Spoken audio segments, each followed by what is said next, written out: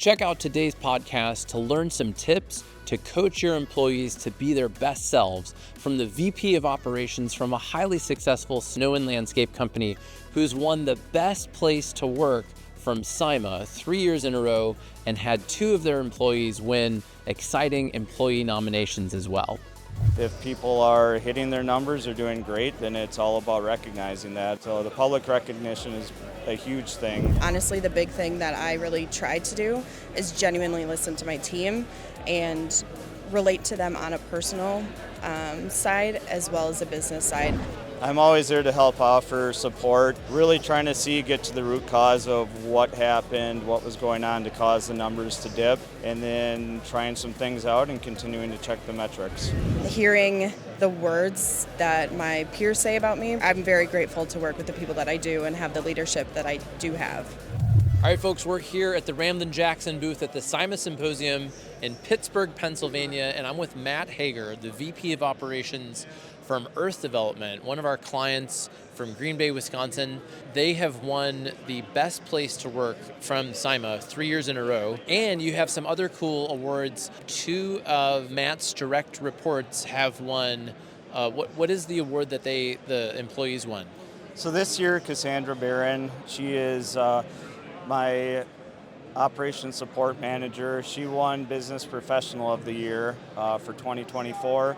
2 years ago, the other manager that reports to me, Casey Wavirka, he won Operations Employee of the Year, and he is my field operations manager.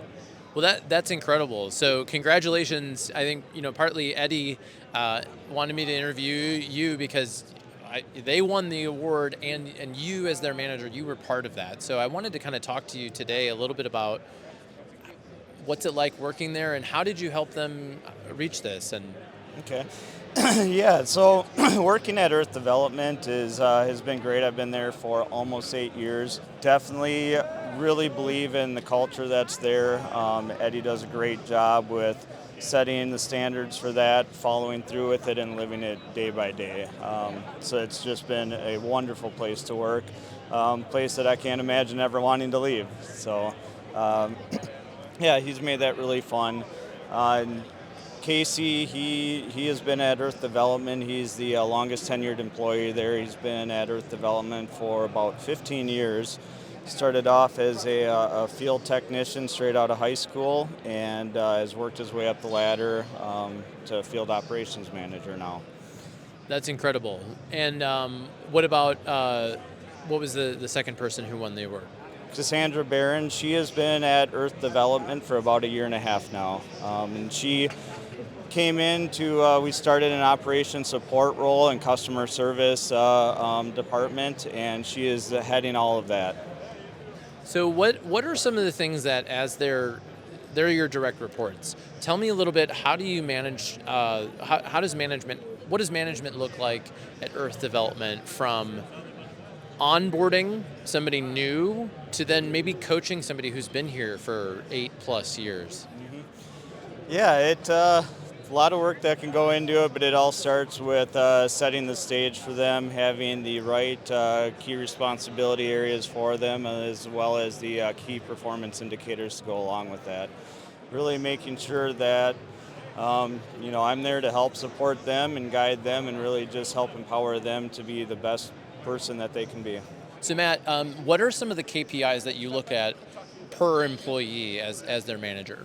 So some of our brand promises at Earth Development are being reliable, responsive, and partnering. So most of our KRAs and KPIs revolve around those to make sure that we're able to live up to the culture and the values that we have. So especially about being reliable and responsive is a big one. So whether it's the time it takes you to answer and respond to an email, to get questions answered, whether it's from a service partner or a customer, by email or phone call, text, whatever the preferred method is. We want to make sure that we're there to communicate the best way possible. Well, I really like that you're measuring that, in snow removal in particular, and really business in general. Communication and getting a timely response is something that customers just want. So how are you measuring it? Are you using a software? Is it done automatically? Do they need to report it? What does that look like? How do you actually measure it? So we've got a few different ways that we do that. We use HubSpot as a way for creating our service request tickets, and we're able to track how long it takes to be able to respond to a request and get it completely resolved.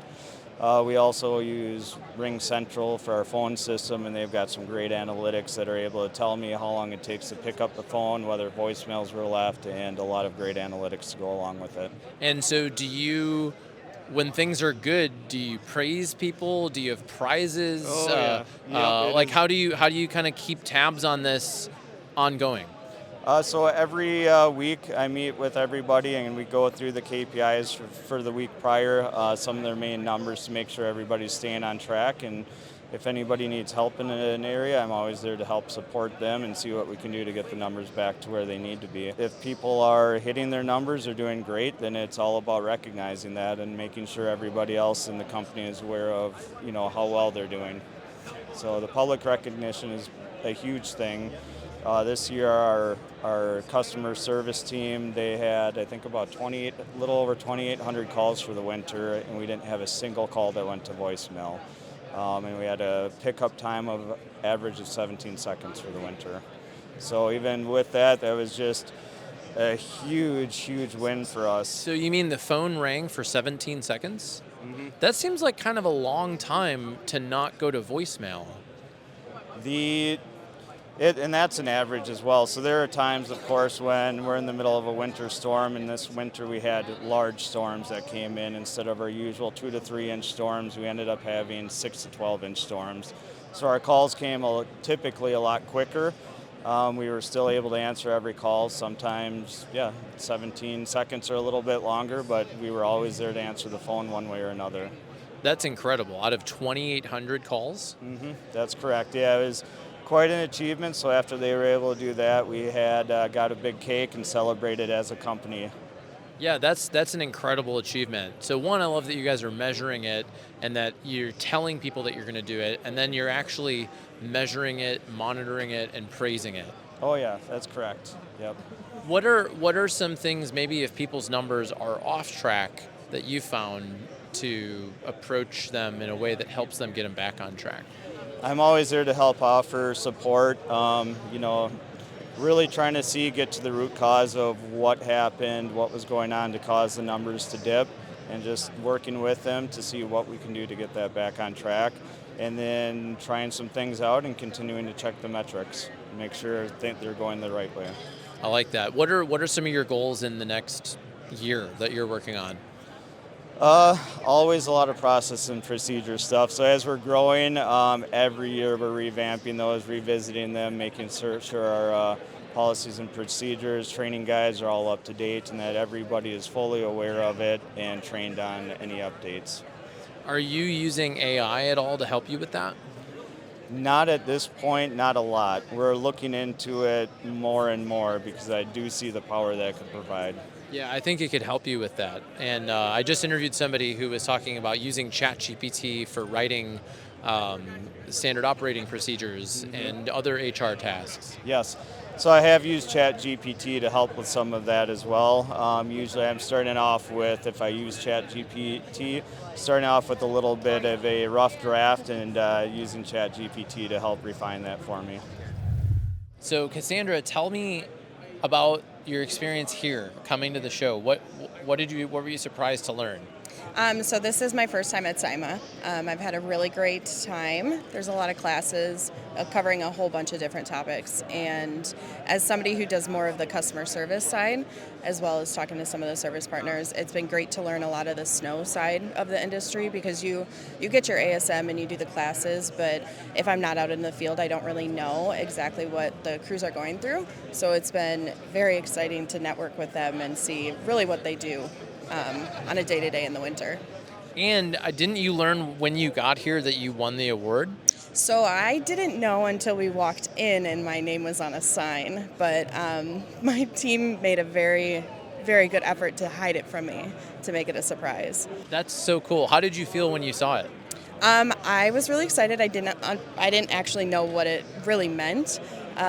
So then when the award ceremony actually happened, it was a little bit emotional, but you hold it inside so that whatever. But hearing the words that my peers say about me was I'm very grateful to work with the people that I do and have the leadership that I do have. Yeah, that's so cool. Congratulations. Thank you. And so you've worked at Earth Development for about a year and a half? A year and a half, yeah. So that's an incredible award to win in such a short amount of time. Yeah, I feel very grateful. So I know this is a little uncomfortable, but what do you think you do that helped you win? Like what do you do when like you're coming to work every day that maybe you just do that you do every day that kind of helped you win this? What do you think? Yeah, so right off the bat, when I started, the culture at Earth Development is a lot different than companies I've worked for in the past. And I took a lot of pride in keeping that culture going with my team. So I started off as just one of the reps and moved up. And honestly, the big thing that I really tried to do is genuinely listen to my team and relate to them on a personal side as well as a business side, and just making sure that they feel heard and helping them achieve their goals as well. And I think that's really helped me in my career here at Earth Development. What are some of the Earth Development brand promises? So the big one is persistently pursuing perfection. As you know, perfection is something that people consider unattainable, but it is something that we always shoot to do. So we really keep that at the heart. We're also very passionate about our people, so that really shows in the training that we do and the support that we provide to our team members. I think the pursuing part of the perfection. So I've talked with Eddie about this because, you can't really achieve perfection, but pursuing it is something you can choose to do. Yeah, absolutely. And we also truly listen to our team members too. It doesn't matter what position you're in. If you have an idea and it's going to go towards the goal, we listen to it. Well, Cassandra, congratulations and thanks for sharing your story on the podcast. Awesome. Thank you so much. If you enjoyed today's conversation, make sure you like this video and subscribe to our YouTube channel for weekly updates to help you grow your snow and landscape company. My name's Jack Jostes, and click the link at the end of this video for the next one.